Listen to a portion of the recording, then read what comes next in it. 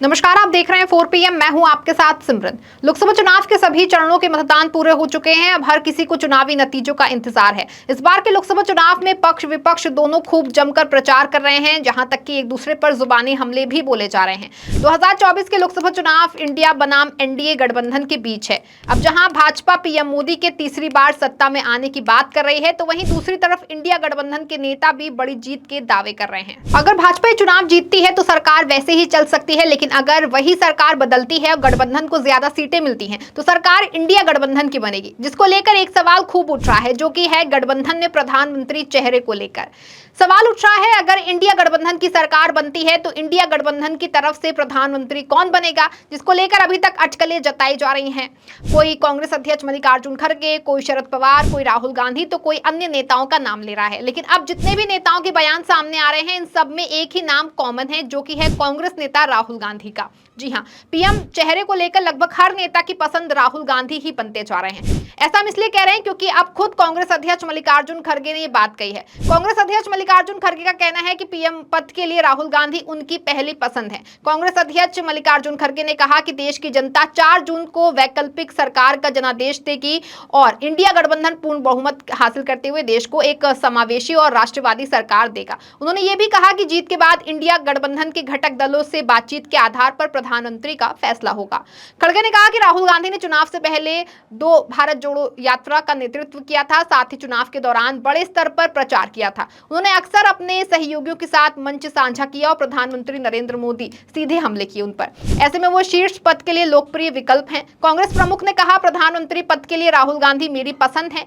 वो युवा तथा पूरे देश का प्रतिनिधित्व करते हैं। हालांकि पिछले महीने उन्होंने जोर देकर कहा था कि इंडिया ब्लॉक ने निर्णय लिया है कि हम एक साथ लड़ रहे हैं। जीतने के बाद गठबंधन संयुक्त रूप से निर्णय लेगा कि प्रधानमंत्री कौन बनेगा। राहुल गांधी पीएम पद के लिए केवल खड़गे ने कहा हो, बल्कि खड़गे के बयान को लेकर अब शिवसेना यूबीटी नेता और सांसद संजय राउत की प्रतिक्रिया सामने आई है। संजय राउत ने कहा कि पूरे देश ने राहुल गांधी को स्वीकार किया है। मल्लिकार्जुन खड़गे ने बयान का समर्थन करते हुए कहा कि इंडिया गठबंधन जीत रहा है, पीएम हमारे गठबंधन का होगा। जैसे खड़गे ने कहा कि उनकी पसंद राहुल गांधी है, मैं कहूंगा कि पूरे देश की पसंद राहुल गांधी है। हम सब राहुल गांधी के साथ हैं। राहुल ने जिस तरह से पूरे देश में मेहनत की है, जिस तरह से उन्होंने बीजेपी की धज्जियां उड़ाई है, पूरे देश ने राहुल को स्वीकार किया है। वहीं इसी को लेकर कई और नेताओं की प्रतिक्रिया सामने आ चुकी है। अभी कुछ दिनों पहले कांग्रेस नेता जयराम रमेश ने भी इस पर अपनी राय दी थी। क्या राहुल गांधी आईएनडीआई गठबंधन के प्रधानमंत्री उम्मीदवार बनेंगे?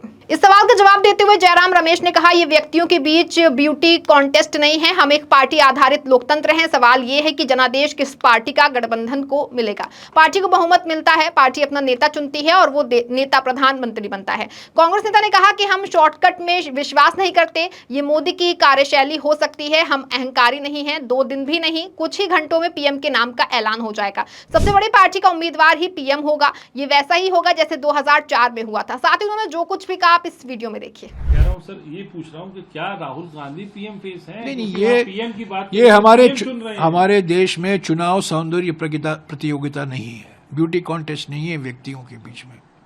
ये हम एक पार्टी दल आधारित लोकतंत्र हैं। किस पार्टी को, किस जनबंधन को, जिस गठबंधन को जनादेश मिलेगा, वही सवाल है। व्यक्ति इतना महत्व नहीं रखते।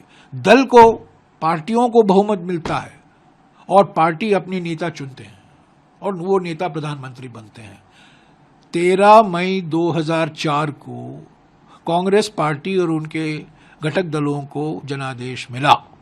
17 मई यानी कि 4 दिन बाद प्रधानमंत्री के उम्मीदवार डॉक्टर मनमोहन सिंह का नाम घोषित किया गया। 4 दिन लगे सार्वजनिक तौर से घोषित करने के लिए। ऐसे तो पहले ही सब लोगों की जानकारी हुई होगी।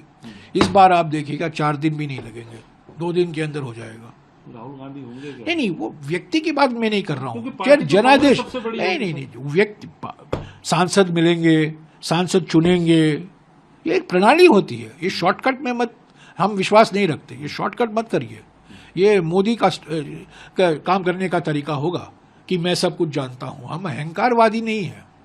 पार्टी में एक प्रणाली होती है। इंडिया जनबंधन कांग्रेस पार्टी के आंकड़े आएंगे, हमारे जनबंधन के पार्टियों के आंकड़े आएंगे, सब मिलाकर एक स्पष्ट और निर्णायक जनादेश होगा।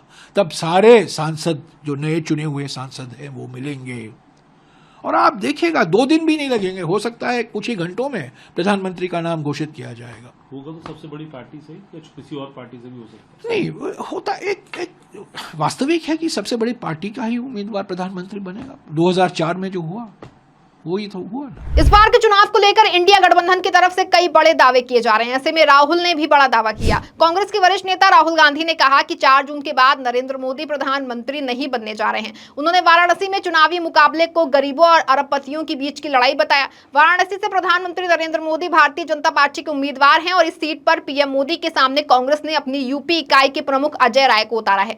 कांग्रेस नेता ने कहा कि मैं गारंटी के साथ कह रहा हूं कि दोनों के बीच जबरदस्त लड़ाई है और इस लड़ाई को अजय राय भारी बहुमत से जीत रहे हैं, क्योंकि ये लड़ाई बनारस के ऑटो रिक्शा चलाने वाले, बनारसी साड़ी बनाने वाला, बुनकरों, किसानों, मजदूरों और अरबपतियों के बीच है। इससे पहले राहुल गांधी ने गोरखपुर की रैली में कहा कि विपक्षी गठबंधन इंडिया सत्ता में आया तो आरक्षण की लिमिट को 50% से आगे बढ़ाया जाएगा। उन्होंने विपक्षी गठबंधन के सहयोगी दल सपा अध्यक्ष अखिलेश यादव के साथ संयुक्त रैली में भाजपा पर संविधान बदलने और आरक्षण खत्म करने की तैयारी का आरोप लगाते हुए कहा कि आज भाजपा के लोग कहते हैं कि हम अंबेडकर जी के काम को और उनके सपनों को फाड़ कर फेंक देंगे। मैं कहता हूं कि अंबेडकर, गांधी और नेहरू के संविधान को कोई शक्ति फाड़ नहीं सकती। उन्होंने कहा कि मैं हिंदुस्तान के सभी लोगों से कहना चाहता हूं कि इंडिया अलायंस दिल से, जान से, खून से संविधान की रक्षा करेगा। हम 1 इंच पीछे नहीं हटेंगे, मर जाएंगे, कट जाएंगे, लेकिन संविधान को हम नहीं बदलने देंगे। राहुल ने केंद्र सरकार की अग्निवीर योजना का जिक्र करते हुए तल्ख टिप्पणी की। उन्होंने कहा कि हिंदुस्तान के इतिहास में पहली बार पीएम मोदी ने सेना के जवानों को मजदूर से बदल दिया है। उनको पेंशन देने, शहीद का कर्ज देने और कैंटीन देने के बजाय नरेंद्र मोदी ने हिंदुस्तान के युवाओं से कहा है कि अगर आप गरीब घर के बेटे हैं तो आप सेना में जाते हैं तो आपको ना पेंशन मिलेगी, ना कैंटीन मिलेगी और ना अगर आप शहीद होते हैं तो आपको शहीद का दर्जा भी नहीं मिलेगा। उन्होंने कहा कि अमीर घर के बेटों से मोदी कहते हैं कि अगर आप अमीर हैं तो आपको पेंशन मिलेगी, आपको शहीद का दर्जा मिलेगा, आपको कैंटीन मिलेगी, आपके परिवार को सुरक्षा मिलेगी। मैं हिंदुस्तान के युवाओं से कहता हूं कि अग्निवीर योजना को इंडिया गठबंधन की सरकार फाड़ कर कूड़ेदान में फेंकने वाली है। वो सेना की योजना नहीं है, ये नरेंद्र मोदी जी की योजना है। इससे सेना का, देशभक्तों का और जवानों का अपमान किया जा रहा है, इसीलिए हम इस योजना को रद्द करने जा रहे हैं। कांग्रेस सांसद ने प्रधानमंत्री नरेंद्र मोदी की बायोलॉजिकल वाली टिप्पणी का जिक्र करते हुए कहा, नरेंद्र मोदी कहते हैं कि परमात्मा ने उन्हें हिंदुस्तान भेजा है, मगर परमात्मा ने उनको अडानी और अंबानी की मदद करने के लिए भेजा है। परमात्मा ने उन्हें किसानों और मजदूरों की मदद करने के लिए नहीं भेजा है। परमात्मा ने उन्हें जातिवाद, जनगणना कराने के लिए नहीं भेजा है। ये अजीब सी बात है। अगर सचमुच में परमात्मा ने सीधे दुनिया में भेजा होता तो परमात्मा कहते कि तुम हिंदुस्तान के सबसे कमजोर लोगों की मदद करो, कमजोरों, किसानों, मजदूरों, गरीबों की मदद करो। गौरतलब है कि जिस तरह का सियासी माहौल बन चुका है, इससे एक बात तो तय है कि इस बार सत्ता परिवर्तन की ज्यादा उम्मीद जताई जा रही है। ऐसे में अगर सत्ता बदलती है और इंडिया गठबंधन को बहुमत मिलता है तो राहुल गांधी देश के अगले प्रधानमंत्री हो सकते हैं। खैर, अभी इस बात को तो लेकर पुष्टि ही की जा रही है। हालांकि अब बहुत ज्यादा दिन नहीं बचे हैं। 4 जून के बाद तस्वीरें साफ हो जाएंगी कि केंद्र में किसकी सरकार बनेगी और अगला प्रधानमंत्री कौन बनेगा। लेकिन अभी की बात करें तो दोनों गठबंधन में अटकलों का बाजार जो है वो गर्म है और उम्मीदें सब लगाए बैठे हुए हैं। इस खबर फिलहाल बस इतना ही। ऐसी तमाम राजनीतिक खबरों के लिए बने रहें और देखते रहें 4 PM। धन्यवाद।